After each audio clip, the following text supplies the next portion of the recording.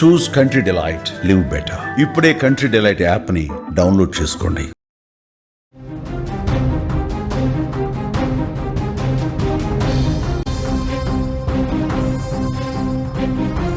విజయవాడలో దారుణ ఘటన జరిగింది. యువతిపై కత్తితో దాడి చేశాడు అగంతకుడు. నడి రోడ్డుపై పీక కోసి పారిపోయాడు. భవానీపురంలో రక్తం పారుతున్న ఈ వీధులు.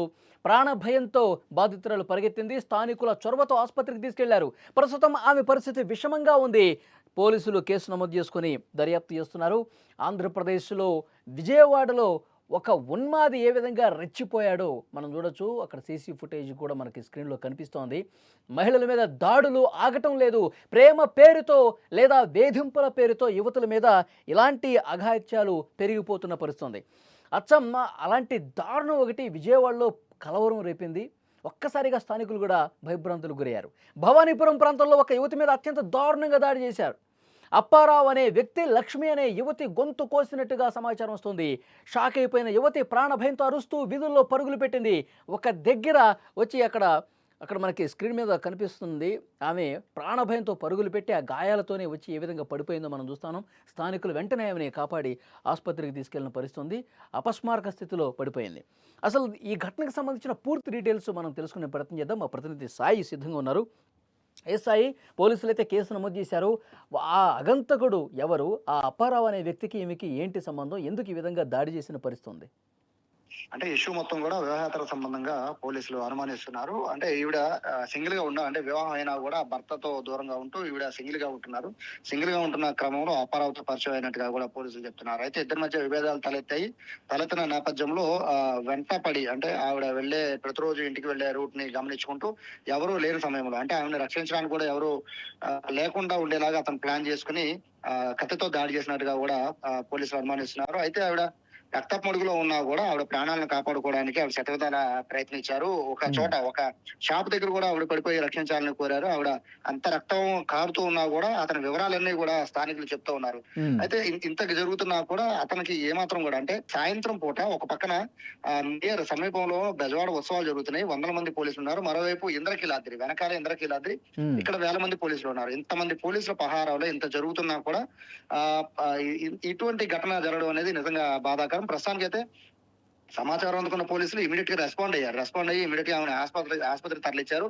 కానీ ఇటువంటి పరిస్థితుల్లో అంటే పోలీసులు ఒక పక్క చెప్తూ ఉన్నారు, మహిళలపై దాడి చేస్తే ఉపేక్షించేది లేదని చెప్తున్నారు. ప్రభుత్వం కూడా గట్టిగా వార్నింగ్ ఇస్తోంది. అయినా కూడా ఇటువంటి వివాహేతర సంబంధం లేదా ప్రేమ వ్యవహారాలు ఇటువంటివి మామూలు అయిపోయాయి. ఇటువంటి పరిస్థితుల్లో ఆడపిల్లలకి సంబంధించిన రక్షణ విషయంలో కూడా పోలీసులు సీరియస్ గానే చెప్తూ ఉన్నారు. ఎటువంటి ఇబ్బంది ఉన్నా కూడా అంటే ముందుగా ఈ బాధిత మహిళ ఒక్కరే ఉంటున్నారా? బాధిత మహిళ ప్రస్తుతం అయితే భర్తకు దూరంగా ఉంటున్నట్టుగా కూడా సమాచారం ఉంటుంది. అయితే ఇటువంటి పరిస్థితుల్లో ఎవరైతే దాడులు జరగచ్చు లేకపోతే ఎవరితో వివాదాలు ఉంటే ఖచ్చితంగా పోలీసులు తెలపాలని అయితే చెప్తూ ఉన్నారు. ఎందుకంటే తెలిపితే కనీసం ఎవరైతే వెంట పడుతున్నారో లేకపోతే ఎవరితో అయితే ప్రాణహాని ఉందో వాళ్ళకి వార్నింగ్ ఇచ్చే అవకాశం అయితే ఖచ్చితంగా ఉంటుంది అనేది పోలీసుల నుంచి వస్తున్న వాదన. అయితే సాయంత్రం సమయం కావడం అలాగే అందరూ కూడా నియర్ బై అంటే అక్కడ ఉత్సవాలు జరుగుతున్నాయి, మరోవైపు అమ్మవారి ఇవన్నీ కూడా కార్యక్రమాలు జరుగుతున్నాయి కాబట్టి ప్రజలందరూ కూడా మోస్ట్లీ అటువైపు వెళ్లే క్రమంలో ఆ అమ్మాయిని రక్షించడానికి అయితే దాదాపు ఒక 10 నుంచి 15 నిమిషాల సమయం పట్టింది. అప్పటికే ఆవిడకి చాలా వరకు బ్లడ్ కూడా పోయింది. అయితే ఒక చోట ఆవిడ గొంతు తెగినా కూడా ఆవిడ తన ప్రాణాలు కాపాడుకోవడానికి రక్షించమని అందరినీ వేడుకుంటూ కూడా ఆవిడ ఇంకా మిగతా ఆర్టీసీ మనకి విద్యాధరపురంలో ఆర్టీసీ డిపో ఉంటుంది, డిపో సైడ్ కూడా ఆవిడ పరిగెత్తుకుంటూ వెళ్లి ప్రాణాలు కాపాడమని ఆవిడ వేడుకుంది. అయితే స్థానికులు కొంతమంది సాయం చేశారు. అలాగే పోలీసులు కూడా హుటాహుటిన వచ్చి ఆవిడని ఇమీడియట్ గా హాస్పిటల్కి తరలించారు. పరిస్థితి ప్రస్తుతం విషమంగానే ఉంది. బ్లడ్ చాలా వరకు పోయింది. అయితే అతన్ని అదుపులోకి తీసుకున్నట్టుగా అయితే ప్రస్తుతం పోలీసులు చెప్తున్నారు. వివాహేతర సంబంధమే కారణమా లేకపోతే ఇతర కారణాలు ఉన్నాయా అనేది అయితే ప్రస్తుతం పోలీసులు ఎంక్వైరీ చేస్తున్నారు. అయితే బాధితురాల తరఫున బంధువులు అయితే ఖచ్చితంగా అతన్ని కఠినంగా శిక్షించాలి, ఇటువంటి ఘటనలు జరగకూడదు అంటున్నారు. మరోవైపు ప్రభుత్వ యంత్రాంగం కూడా దీనిపైన ఏదైతే పోలీసులు అయితే దీనిపైన ఖచ్చితంగా సీరియస్ గా యాక్షన్ తీసుకుంటాం. విజయవాడ లాంటి సిటీలో ఇటువంటి ఘటనలు జరగడం అయితే ప్రస్తుతం బాధాకరమని, ఇటువంటి ఘటనలు జరగకుండా ఖచ్చితంగా మహిళలకి కూడా యాప్ తో పాటు దాంతోపాటు ఇటువంటి ఘటనలు అంటే మళ్ళీ పునరావృతం కాకుండా మహిళల రక్షణ కోసం అయితే వాళ్ళు కూడా అవగాహన కల్పిస్తాం. ఎవరైతే బాధితులు గాని ఎవరైతే వేధించే వాళ్ళు గాని లేకపోతే ఎవరైనా హింసించే వాళ్ళు కానీ ఉంటే ముందుగా ఇమీడియట్ గా పోలీసులు తెలిపితే ప్రొటెక్షన్ ఏర్పాటు చేయడమో అవతల వాళ్ళని పిలిచి వార్నింగ్ ఇవ్వడం లాంటివి చేస్తాం పోలీసులు చెప్తున్నారు.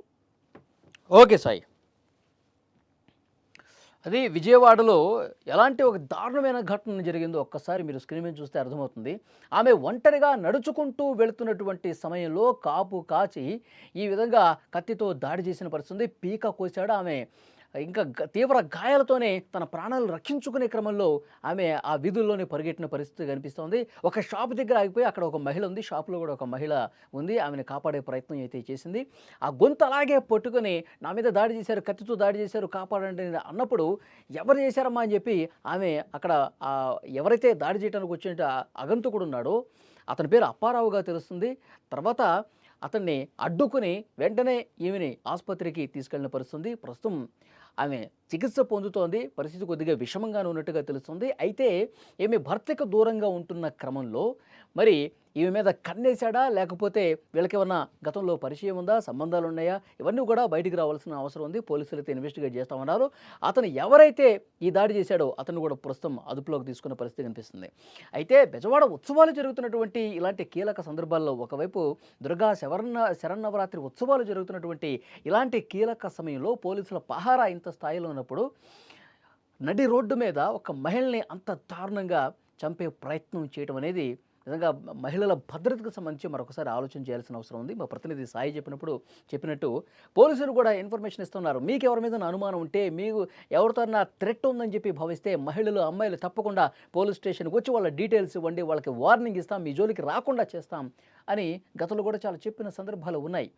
ఇప్పుడు అలా చెప్పకపోవటం వల్ల ప్రాణాలు పోగొట్టుకునే స్థాయికి ఈ దాడులు పోతున్నటువంటి పరిస్థితి ఉంది.